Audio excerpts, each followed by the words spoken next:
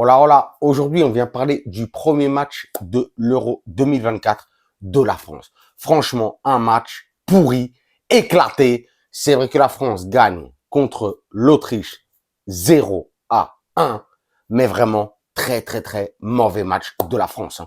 Vraiment, Deschamps doit se poser des questions parce qu'aujourd'hui, au niveau tactique, au niveau technique, c'est lamentable. Je suis vraiment désolé de le dire, mais c'est ce que je pense. Je suis vraiment aujourd'hui choqué du niveau de l'équipe de France. Aujourd'hui, pratiquement aucun joueur n'a eu le niveau pour une compétition internationale comme l'Euro 2024 de l'Allemagne. Franchement, ça fait peur. J'ai peur pour la suite. Notre prochain match là, c'est contre les Pays-Bas. Et juste après, le troisième match de poule, c'est contre la Pologne avec le retour de Robert Lewandowski. Qu'est-ce qui va arriver aujourd'hui? Mais on a gagné avec un CSC de l'Autriche. Voilà, ça a été le match. C'est vrai qu'on a eu quelques occasions en première période, en deuxième période, on a mieux joué, on va dire, que l'Autriche. Mais j'ai l'impression qu'on a vraiment gagné le match parce que physiquement, on était au-dessus. Mais techniquement, c'est exactement la même chose que l'Autriche. Et j'ai pas envie de dénigrer l'Autriche ni rien du tout. C'est une bonne équipe, c'est une belle équipe qui aujourd'hui a fait le travail et tout ça. Mais c'est éclaté. C'est pas possible. C'est pas possible. Donc, pour parler, je vais directement attaquer les joueurs, mais je vais les attaquer énervés, énervés. Maignan, Mike, Mighty Mike. Franchement, non, franchement, avec là, il y a plus Yoris ni rien du tout. Maintenant, c'est lui le gardien titulaire. C'est Mike Maignan. Franchement, au niveau des sorties de balles, des relances, il fait du beau boulot. Mais franchement, ne relance pas au pied. Tu sais pas jouer au pied, frère. Tu sais pas jouer au pied. Donc ça, déjà, ça m'a énervé. Aujourd'hui, une bonne note pour Upamecano.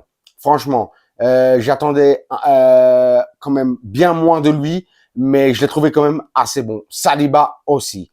C'est vrai que j'ai dit, on joue contre une équipe vraiment quand même assez claquée. Mais bon, ils ont quand même fait le boulot. Je m'attendais un petit peu à pire.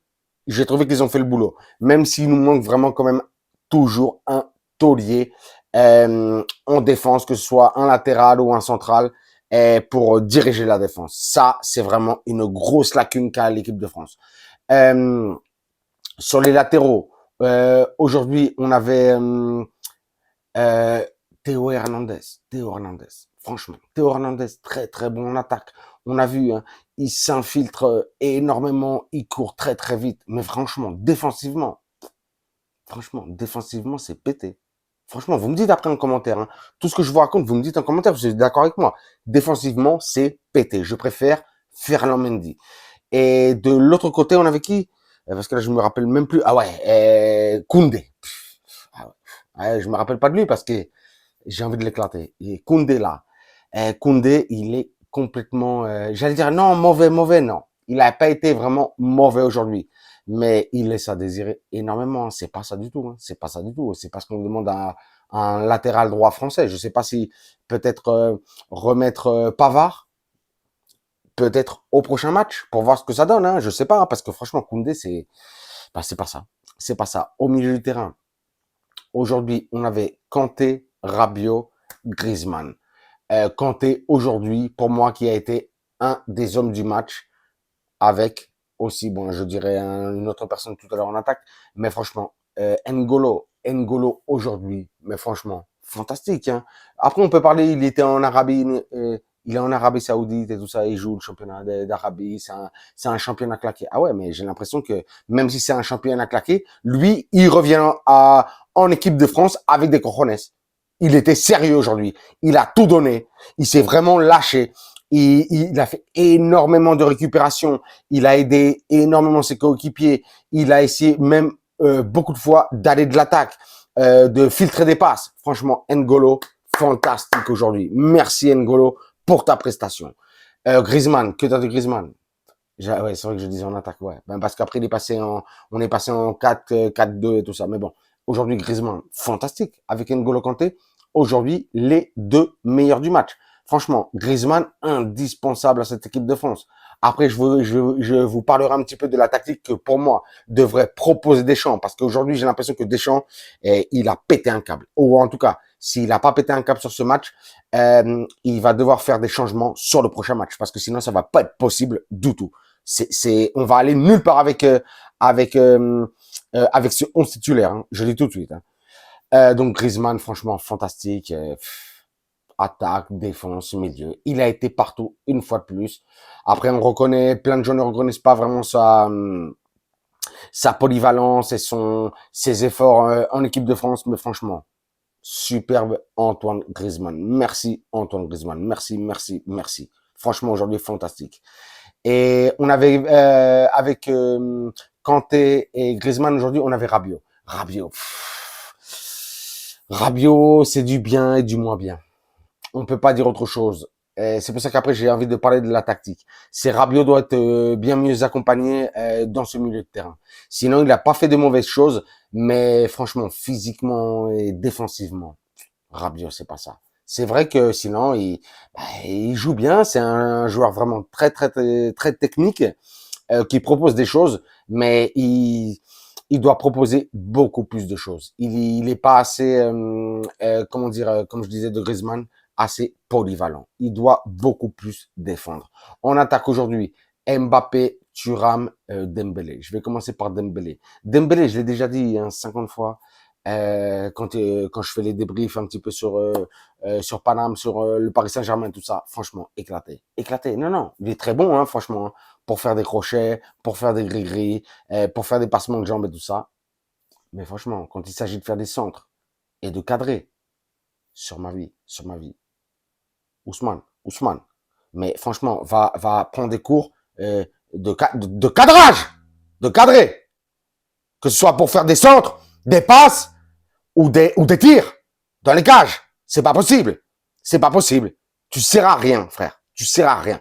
Tu sers à rien. Franchement, tu me rends fou. Thuram. Si Dembélé me rend fou, il me rend ouf, hein, Dembélé. Hein. Thuram, mais casse-toi. Va avec ton père à faire de la politique, va faire je sais pas quoi là. Aller faire, je sais pas, des slogans, des meetings, pour dire que t'es bidon, que tu sers à rien, toi. Franchement, dans le foot, tu sers à quoi, toi? Mais toi, dans le foot, tu sers à quoi? Aujourd'hui, tu n'as rien fait du tout. Rien de concret. Tu redescends même pas. Comme Dembélé, hein, d'ailleurs. Hein. J'avais oublié. Hein. Comme Dembélé, hein. Thuram, Dembélé ne redescendent jamais. Ça me fait péter un câble. Je ne comprends pas. Et encore, Dembélé, on peut penser que vraiment, techniquement, il a quand même quelque chose. C'est vrai, on va pas se mentir, franchement.